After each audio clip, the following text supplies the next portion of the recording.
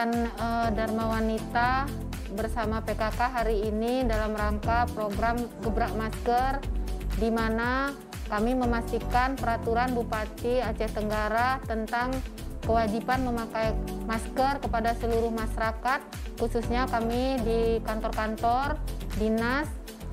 Kami memastikan bahwa kewajiban memakai masker itu sudah terlaksana. Memakai masker ini penting di saat pandemi corona agar OTG, orang tanpa gejala, tidak menularkan kepada orang yang masih dalam keadaan kondisi sehat. Jadi memakai masker itu wajib bagi semuanya, semua yang ada di kantor, supaya kita bisa terhindar dari COVID corona ini dan corona ini segera berakhir. Ya, kami membagi tim menjadi 6, di mana setiap tim mendatangi kantor masing-masing yang sudah ada jadwalnya.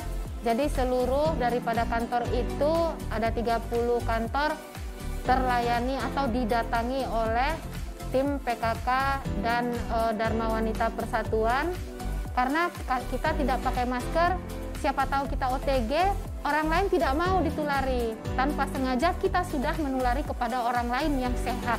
Sesuai pikon kami dengan kementerian, bahwa di Jakarta itu yang sudah sakit itu mengatakan memang dia mengakui, itu orang-orang di kementerian memang mengakui dirinya itu memang sering maskernya digantung atau sering dibuka-buka. Tetapi ya, yang tidak membuka-buka masker itu katanya mereka itu diakui itu tidak kena corona.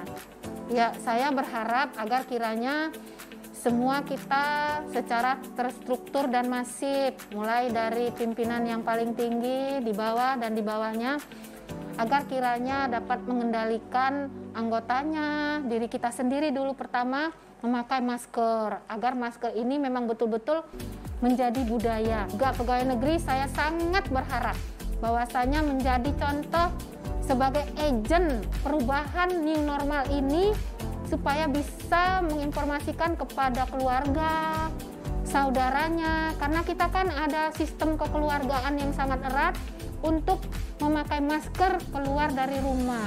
Lebih baik kita cegah daripada kita mengobati. Ini virus ini terlalu cepat dampaknya.